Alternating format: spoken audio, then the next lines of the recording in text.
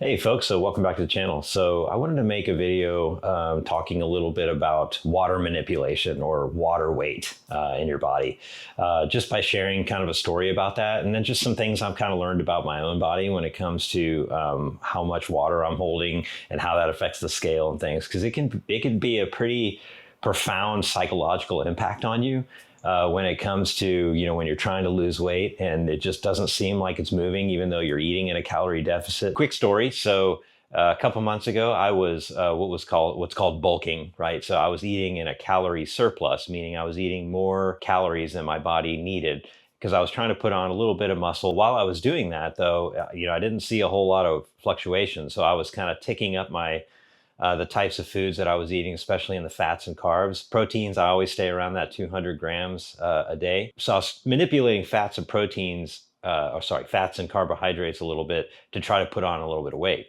So I started by, I added a little bit of fat, but I was like, why don't I up the carbs? So I started adding carbs. Well, all of a sudden, it didn't correlate to me, but my weight started to really go up. And I noticed I was starting to look a lot softer. So I got all the way up to, I think one day I was like hovering around 184, and then like 3, 4, 5 solid days, I was 187. And that was 2 pounds heavier than I wanted to be. I wanted to shoot for that 185 kind of consistent weight.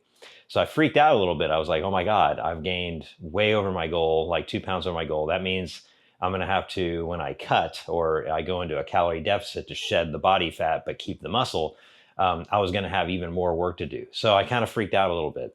So I went on my cut. And immediately, within like about a week, I think it was, I lost about 6 pounds. One thing I noticed is I was peeing all the time, and I was trying to figure out why. Well, it turns out like the more carbs I ate, the more water I retained, giving me a kind of a fuller, puffier look. And a lot of the bodybuilders know this, and it's kind of stuff that I'm trying to kind of learn too. But I think the moral of the story there really was I didn't gain a bunch of weight. I gained a bunch of water weight. And I think that's really important to keep in mind, especially as you're tracking your calories and you're looking at your macros, like your proteins, fats, and carbs. If you notice your weight is ticking up, take a look at your carbs and see if that's maybe something you've been increasing, because that could definitely put on a lot of water on you, and it can kind of trip you up on the scale and make you think you're gaining way more weight than you actually are. And it's amazing to see like the physical difference too when I lost that like kind of 5 pounds of water, what I looked like. I mean, because that some of that's held pretty close to your skin, and so when you lose that, you kind of get that instant relief of, oh, okay, I'm not quite as puffy. I even look at some videos of me when I was working out and things, and I was like, oh my God, I looked pretty swollen right there. And so anyway, it can be a little shocking, but it is amazing how much water can kind of mess you up when it comes to kind of tracking your weight and things like that. So just something to be wary of. It's something to be mindful of. If you find that your weight's not maybe dropping, take a look at your carbs and maybe try to cut those a little bit. Don't cut them out completely. I do believe that carbs are important for the exercise that I do, strength training I do, the cardio I do, that kind of thing. But yeah, definitely look at the carbs that you're eating, how many carbs you're eating, and then how much water you're drinking too, and how much sodium you're taking in too. You should be tracking all of that if you're tracking all your calories and your macros, right?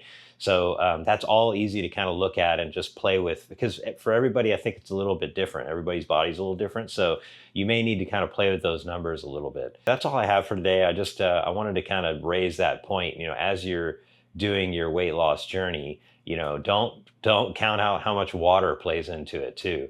Try not to make drastic changes based on maybe a pound or two that you're seeing kind of one day or the next. Even especially when you're not really eating more calories, take a look at that carb number and then, take a look at how much water you're drinking. So hope that helps. If you have any questions, put them in the comments. If you like the video, go ahead and subscribe to the channel to see more. Otherwise, keep up the great work. I know you can do it. I'll see you in the next video. Thanks. And Ghost says hi.